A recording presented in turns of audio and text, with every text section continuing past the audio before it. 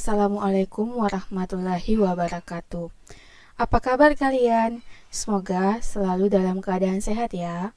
Nah, untuk presensi pada hari ini, silahkan kalian mengisi daftar hadir di Google Classroom dengan cara mengklik hadir kemudian serahkan. Sebelum kita memulai pembelajaran, alangkah baiknya kita berdoa terlebih dahulu. Berdoa dipersilahkan. Berdoa selesai. Adapun tujuan pembelajaran, yang pertama yaitu siswa mampu menjelaskan pengertian laporan keuangan satuan kerja. Yang kedua, siswa mampu menjelaskan tujuan laporan keuangan satuan kerja. Yang ketiga, siswa mampu menjelaskan komponen laporan keuangan satuan kerja. Dan yang terakhir yaitu siswa mampu membuat laporan keuangan satuan kerja. Sebelum kita membahas mengenai jenis laporan keuangan satuan kerja, kita akan kembali membahas tahapan siklus akuntansi yang telah kita pelajari sebelumnya. Di mana siklus akuntansi ini adalah serangkaian tahapan yang harus dilalui untuk merubah input dalam bentuk dokumen transaksi sehingga menghasilkan output yang berupa laporan keuangan. Siklus akuntansi dimulai dengan tahap menganalisis bukti transaksi, kemudian membuat jurnal. Setelah itu memposting ke buku besar, kemudian membuat neraca lajur, kemudian membuat laporan keuangan.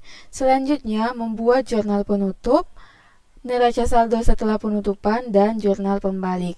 Dan pada video kali ini kita akan membahas lebih jauh mengenai laporan keuangan.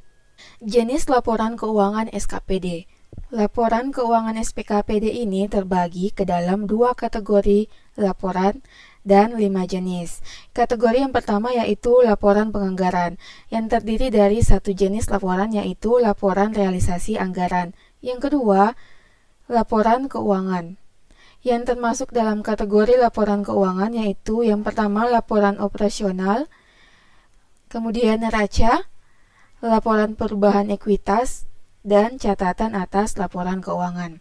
Kemudian di sini ada catatan, ada yang namanya laporan arus kas, tetapi laporan arus kas ini hanya ada dalam laporan keuangan di tingkat pemerintah daerah, yaitu laporan keuangan hasil konsolidasi dari laporan keuangan seluruh SKPD. Yang pertama, laporan realisasi anggaran. Laporan realisasi anggaran merupakan salah satu komponen laporan keuangan pemerintah yang menyajikan ikhtisar sumber, alokasi dan pemakaian sumber daya keuangan yang dikelola oleh pemerintah pusat atau daerah, yang menggambarkan antara anggaran dan realisasinya dalam suatu periode tertentu. Nah, isi dari LRA ini yaitu yang pertama ada pendapatan LRA, yang kedua belanja, dan yang ketiga surplus atau defisit LRA.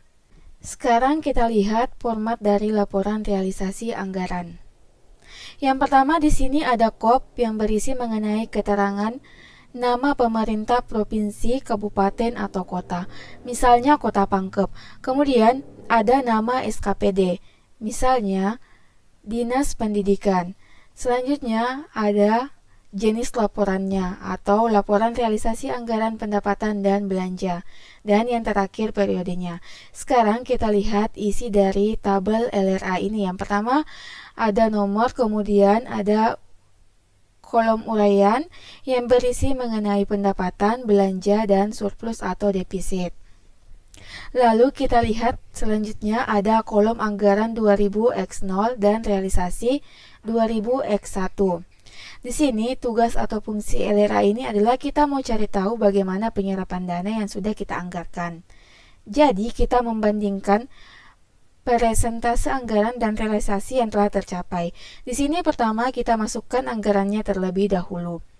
Anggaran yang sudah ada yang sudah kita masukkan di dokumen pelaksanaan anggaran. Lalu nanti kita akan masukkan realisasi atau kegiatan yang sudah dilaksanakan pada tahun tersebut. Kemudian kita lihat berapa persentase penyerapannya. Dan di sini ada realisasi tahun sebelumnya. Gunanya untuk membandingkan bagaimana penambahan atau pengurangan pendapatan dan belanja pada SKPD tersebut. Untuk pengelompokan rekening kelompok LRA ke dalam format LRA. Nah, perlu diperhatikan bahwa dalam format LRA sebagaimana pada slide sebelumnya itu tidak dirinci berdasarkan kode rekening perincian objek, sehingga kita perlu berhati-hati dalam mengelompokkan pendapatan LRA, belanja, transfer, dan pembiayaan. Pada slide ini telah disajikan contoh pengelompokan belanja dari akun buku besar ke dalam format LRA.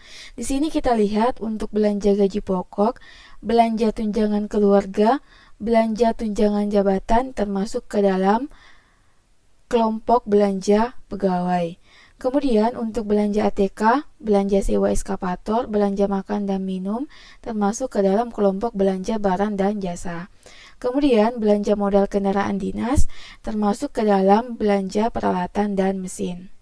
Kemudian bersamaan dengan pembuatan jurnal LRA, SKPD juga membuat jurnal penutup.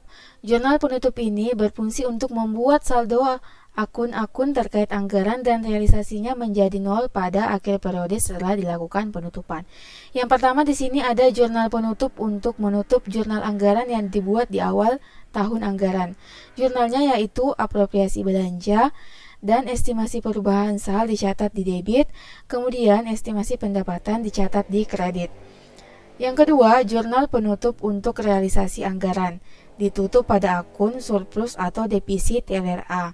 Jurnalnya, pendapatan LRA dicatat di debit, belanja, dan surplus defisit LRA dicatat di kredit. Kemudian yang ketiga, jurnal penutup untuk menutup akun surplus atau defisit LRA pada akun estimasi perubahan saldo yang terbentuk selama transaksi.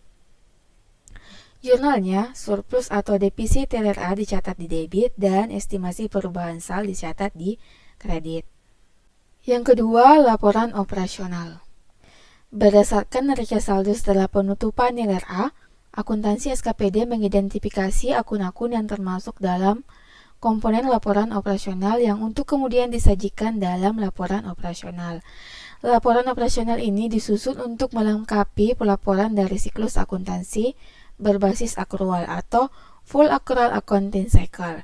Kemudian ada pun isi dari laporan operasional ini yaitu yang pertama, pendapatan LO, yang kedua beban, dan yang ketiga surplus atau defisit LO. Sekarang kita lihat format laporan operasional. Yang pertama, untuk membuat LO kita membuat kopnya terlebih dahulu, sama seperti dengan laporan realisasi anggaran tadi. Di sini ada nama pemerintah provinsi, kabupaten atau kota. Kemudian ada nama SKPD, nama laporannya, dan periodenya. Kemudian berikutnya kita melihat tabelnya. Di sini ada kolom nomor, kemudian kolom uraian. Kita lihat di sini ada unsur pendapatan, beban, dan surplus atau defisit LO.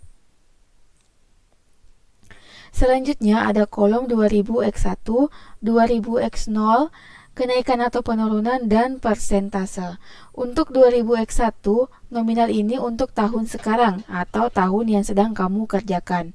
Kemudian 2000x0 itu tahun sebelumnya. Jadi kita akan membandingkan apakah ada kenaikan atau penurunan. Nah, di sini nanti masuknya ke dalam kolom kenaikan atau penurunan. Lalu kita lihat berapa persentase kenaikan atau penurunannya. Yang ketiga, neraca. Neraca ini merupakan laporan keuangan yang menggambarkan posisi keuangan suatu entitas pelaporan mengenai aset, kewajiban, dan ekuitas pada tanggal tertentu. Adapun isi dari neraca yang pertama yaitu kas dan setara kas, investasi jangka pendek, piutang pajak dan bukan pajak, persediaan, investasi jangka panjang, aset tetap, kewajiban jangka pendek, kewajiban jangka panjang, dan ekuitas. Sekarang kita lihat format neraca. Sama seperti dengan LO dan LRA tadi, yang pertama di sini juga ada kop yang berisi nama pemerintah, nama SKPD, nama laporan, dan periode. Sekarang kita lihat isi tabel. Untuk kolom pertama di sini ada kolom nomor, kemudian uraian. Nah, neraca ini disajikan dengan menyandingkan nilai aset, kewajiban, dan ekuitas per akhir periode berjalan dengan periode sebelumnya. Kemudian pengelompokan rekening kelompok neraca ke dalam format laporan neraca. Sama seperti format LRA dan LO tadi, format neraca sebagaimana yang telah ditampilkan pada slide sebelumnya itu tidak dirinci berdasarkan kode rekening perincian objek. Sehingga kita ini perlu berhati-hati dalam mengelompokkan aset, kewajiban, dan ekuitas. Di sini telah disajikan contoh pengelompokan aset tetap dari neraca saldo ke format neraca. Neraca ini disajikan dengan menyandingkan nilai aset, kewajiban, dan ekuitas per akhir periode berjalan dengan periode sebelumnya. Di sini kita lihat tanah untuk bangunan tempat kerja atau jasa dan tanah kosong ini termasuk dalam kelompok aset tetap tanah. Kemudian kendaraan dinas bermotor perorangan, kendaraan bermotor penumpang, komputer unit atau jaringan, dan personal komputer termasuk ke dalam kelompok aset tetap peralatan dan mesin. Bersamaan dengan pembuatan neraca, akuntansi SKPD juga membuat jurnal penutup akhir untuk menutup akun surplus atau defisit LO ke akun ekuitas. Jurnalnya yaitu surplus atau defisit LO dicatat di debit dan ekuitas dicatat di kredit. Keempat, laporan perubahan ekuitas. Laporan perubahan ekuitas menyajikan informasi kenaikan atau penurunan ekuitas tahun pelaporan dibandingkan dengan tahun sebelumnya. Adapun isi dari laporan perubahan ekuitas ini yang pertama yaitu ekuitas awal, surplus atau defisit LO pada periode bersangkutan, koreksi-koreksi yang langsung menambah atau mengurangi ekuitas, dan ekuitas akhir. Sekarang kita lihat format laporan perubahan ekuitas. Nah, sama seperti dengan laporan keuangan yang telah kita bahas sebelumnya. Di sini pertama ada KOP yang berisi nama pemerintah, provinsi, kabupaten atau kota, nama SKPD, nama laporan, dan periode. Kemudian yang selanjutnya yang disajikan dalam laporan perubahan ekuitas. Yang pertama yaitu ekuitas awal atau ekuitas tahun sebelumnya. Kemudian surplus atau defisit LO pada periode bersangkutan. Kemudian ada koreksi yang menambah atau mengurangi ekuitas. Koreksinya ini antara lain bisa berasal dari dampak kumulatif yang disebabkan oleh kebijakan akuntansi dan koreksi kesalahan mendasar. Koreksi kesalahan mendasar ini bisa dari persediaan yang terjadi pada periode sebelumnya, kemudian ada perubahan nilai aset tetap karena revaluasi aset tetap. Dan yang terakhir ada ekuitas akhir, di mana ekuitas akhir ini akan dipindahkan ke neraca. Kelima, catatan atas laporan keuangan. Catatan atas laporan keuangan ini meliputi penjelasan naratif atau rincian dari angka yang tertera dalam laporan realisasi anggaran, laporan operasional, laporan perubahan ekuitas, dan neraca. Adapun isi dari catatan atas laporan keuangan yaitu yang pertama pendahuluan, kemudian pengikhtisar pencapaian kinerja keuangan SKPD, penjelasan pos-pos laporan keuangan SKPD, penjelasan atas informasi-informasi non-keuangan SKPD, dan penutup. Nah, sekarang kita lihat format catatan atas laporan keuangan. Di sini, yang pertama di sini ada KOP yang berisi nama pemerintah provinsi, kabupaten atau kota, nama SKPD, dan nama laporan. Di sini isinya di bab 1 pendahuluan, bab 2 ikhtisar pencapaian kinerja keuangan SKPD, bab 3 penjelasan pos-pos laporan keuangan SKPD, bab 4 penjelasan atas informasi-informasi non-keuangan Pemda, dan yang terakhir bab 5 penutup. Nah, cukup sekian untuk pembahasan materi pada hari ini.